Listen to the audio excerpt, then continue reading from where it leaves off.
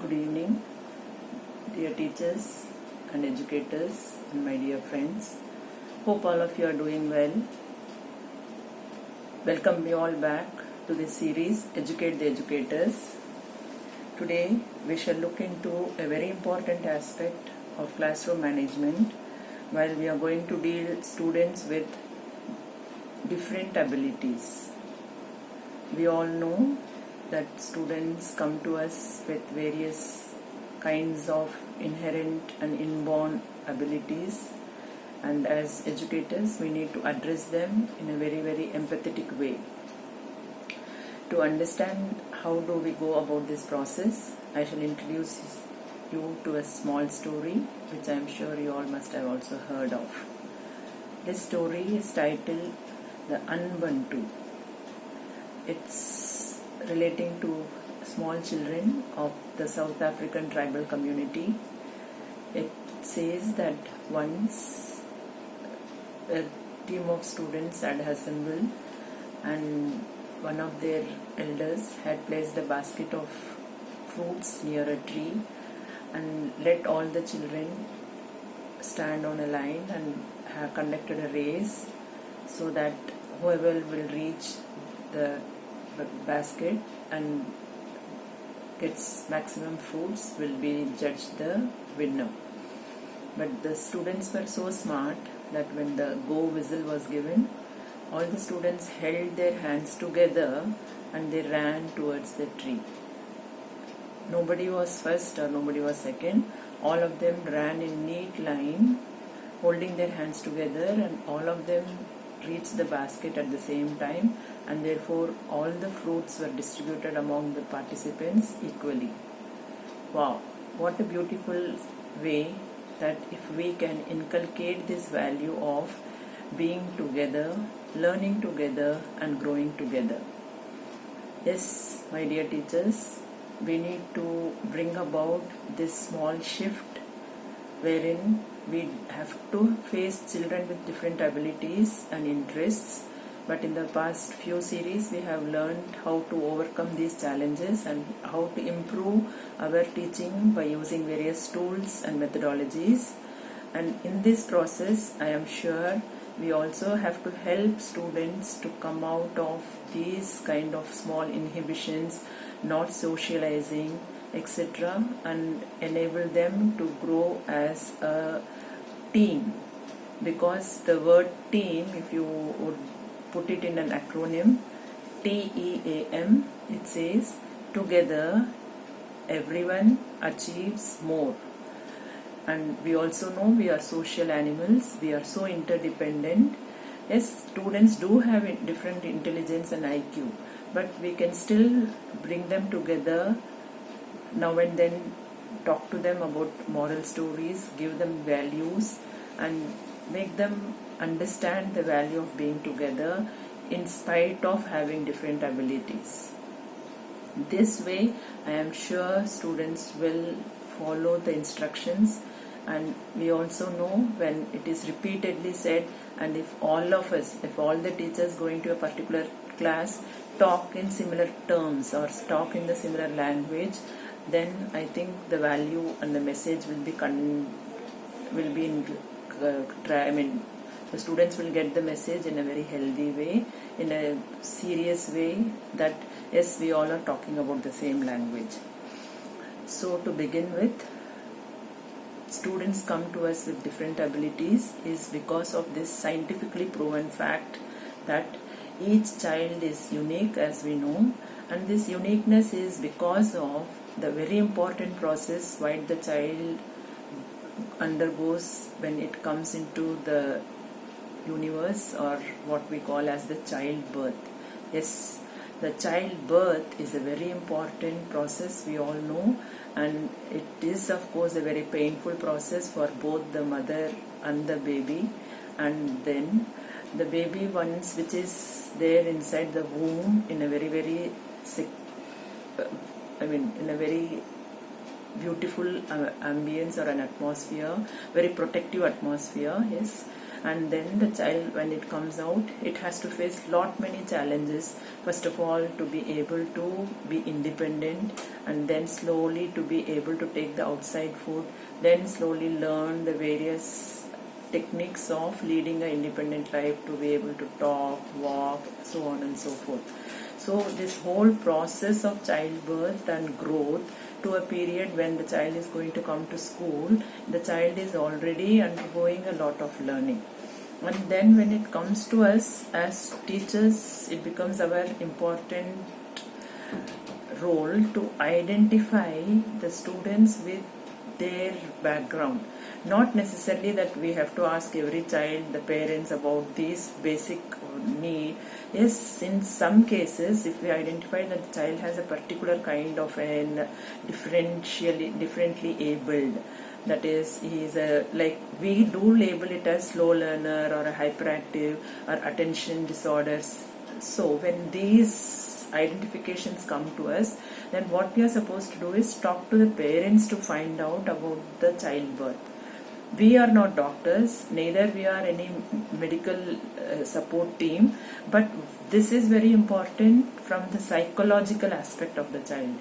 Why? Because when I was undergoing this training, I heard that speaker saying that when it is a normal childbirth and the normal phase of growth of a child, the child has a particular level of intelligence. When the childbirth is somewhat a cesarean type or a forceps type, then the brain development, the child growth, etc. has a very, very different type of an atmosphere. So these backgrounds we will not surely know about all the 40 students, but yes, in a class of 40 we will surely know somewhere about 3 or 4 students having some kind of a setback. Then it becomes very important for us to talk to the parents, find out if there is any special background based on the health aspect, and if it is so, we have to surely fall back on a school counselor. So the next important concept I would like to stress here is all the institutes, educational institutions should have a counselor. We as teachers do counseling to a very, very superficial level, in the sense we can give them the various kinds of methodologies, take them into confidence, teach them good values, good manners, bring them discipline. All this in a very, very systematic way we are trained to do, because we do psychology in our B.Ed courses. But apart from that, when we identify there is a clinical need for a child to be addressed, then the child and the counselor, we will form a triangle, interact, find out, because these kind of children need to be addressed in a special way, and for this these counselors are specially trained.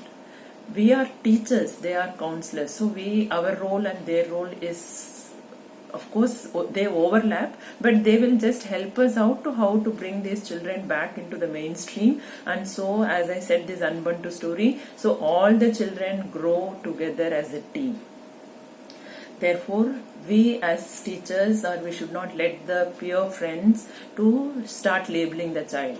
उसको इनको कुछ नहीं आता है, he is hyperactive, he is lazy, he is inattentive.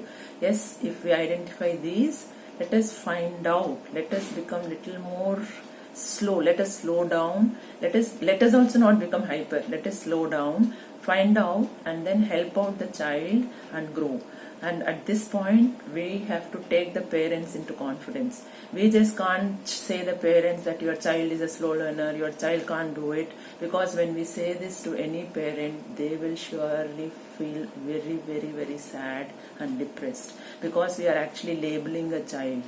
Instead, we take them into confidence. We tell them that your child has a particular kind of we need to help them. We think if we help them, they will also, she will also catch up with the other students, and then the parents also will in reciprocation help us out. They do come out, yes ma'am, we are very happy that if you are going to extend your support, we will also help our child to be among the mainstream children. So this works as a triangle. The parents, the student and the teacher, counselor, we form a triangle, and we surely have to help out our children, because teachers, let us understand, the world is a very competitive world, and because of our negligence, if I may call so, that if we overlook these kind of students and if we let them be on the lower side, yeah, they will be surely not be able to face the challenges ahead of them. So we have to equip them, and if really there is a need, we have to address it in a very, very scientific way, because this cannot be dealt in a very superficial manner and it cannot be let go. So we have to train them for life. We have a beautiful system in the society, then we have to take their support, because individually none of us can do anything. Because at this point I would like to say a very beautiful quote that I learned. It says, I am because we are. Wow. Again, I am because we are. So for each of us it is that if I am as teacher, if I am a principal, if I am a student, it is not that just I can do anything in the school or in the institute. I am because we are. Therefore, let each child feel that responsibility, let each child be that unique entity, and let each teacher take up that responsibility, that is, I am because we are. And thus I think this will surely create magic and children will grow. And we have to therefore not just see the child as what appears like. I told you in the first day, we have to go beyond. We have to, as I said, what is going beyond? To just go beyond a 5-year-old child or an 8-year-old child in whichever class we are teaching and identifying and labeling and leaving it that. We have to just go beyond to see what kind of a clinical history he she has at the time of birth, or what is the kind of social environment in which the child is growing, because social environment, emotional environment, and the most important criteria, the financial or the economic status plays a very important role. Because many a times I have come across students who are not in the high income group or not financially well off, and so they are little down, they are emotionally down, they don't come in the mainstream. But we as an institution, we have to help such children. How do we help? Yes, not that we don't have to collect fees from such children, no. If such economically backward students but are academically very sound, yes, we have to help them. We can give them scholarships, we can find donors, yes, we can find sponsors who are there. Ample such people are there in the society who want to help these kind of economically backward students but who are doing academically good and support them. So this is one very important criteria, because many a times because of no money or financial setbacks, students discontinue their studies. That also is one kind of an emotional setback. So we have to help such cases. As a management, as an institution, we can surely help by using these small ways of how to bring them back and build up and give them that confidence. Okay, again, you are not alone, we are there with you. Yes, therefore we have to provide them good environment, give them that confidence, and yes, they will grow. Yes, help them to form good social groups. Because most of the time we find that students are together, the not so students are together, but we have to make a mix and match of them, because we just get into a comfort zone. Getting into a comfort zone, what will happen? Like we say, the haves keep on having it, the have-nots keep on not having it. But then when we have identified such cases, bring them together, make a beautiful, it says, circle of friends. Yes, form a circle in which there are 2 active and 2 not so active students, and then ask them to interchange, ask them to exchange their ideas, views, because somebody will be very good in art and craft, somebody is a good writer, neat handwriting, yeah, somebody is good in math, somebody is good in English or language. So when they form a group, then it is a beautiful circle of friends where they will exchange notes or projects or assignments. Yeah, if they are smaller classes, yes, in a very very playful way we can inculcate these habits. We can ask them to make flashcards, charts. Yes, you give them the work, teachers, believe me, give them the task and see how beautifully they will respond to your call, I will call it. Yes, and most importantly I would say we as teachers have to take an academic shift. That is, we know we all have a set curriculum, that is either of the boards we follow, but it is given to us. The time, the portion is given, the pattern, annual planner is made, the monthly planner is made, the weekly planner is made, the school has varied activities, competitions, days to celebrate. We have the whole thing in front of us. But still, classroom management is my responsibility. If each of us feel this, then we are there. Then our work is done. Then we are very close to the goal. So academic shift is how we plan it. We use various methods as discussed in the previous series and make the teaching learning effective, involving the students, finding out all these problems and finding out ways and means to help us, first of all, that how our students will be better benefited from our teaching and give that platform, and so students do grow with it. So this academic shift plays a very important role. Yes, teachers, so I think this way, if we can move from being very very self-centered and very very kind of, okay, I am doing my work, this is what I can do. If we ourselves remain in that comfort zone, then I think it will be a big challenge. Therefore, to conclude, I would say let us ensure that our students, when we identify them to be having some special needs, yeah, we will not call them as hyperactive or attention disorder syndrome hai, or they are not paying, they are slow learners, they have dyslexia, they have dysgraphia. These are all these various psychological terms which has been given. But yes, if we identify a child with a need, let us find out whether he is eating healthy food. Yes, whether the students are having what kind of the environment in which they are growing. Yeah, we can't help out in all phases, but yes, surely we can help to a certain extent. And then what is that which is worrying the child, whether it is the health, the finance, the social status, the family background, etc. So when we are here, and most importantly, then we have to keep on counseling the children to maintain healthy food habits and healthy habits as well. That is to start the day with following personal hygiene and cleanliness, small prayer, meditation, exercise, yeah, and then eating right food at the right time, eating healthy food, and maintaining good habits, good friend circle, because whatever gets into our body is not just the food we eat, the sensory system in our body, that is the eyes and the ears also are very important in the sense what the child sees and what the child hears, apart from what the child eats.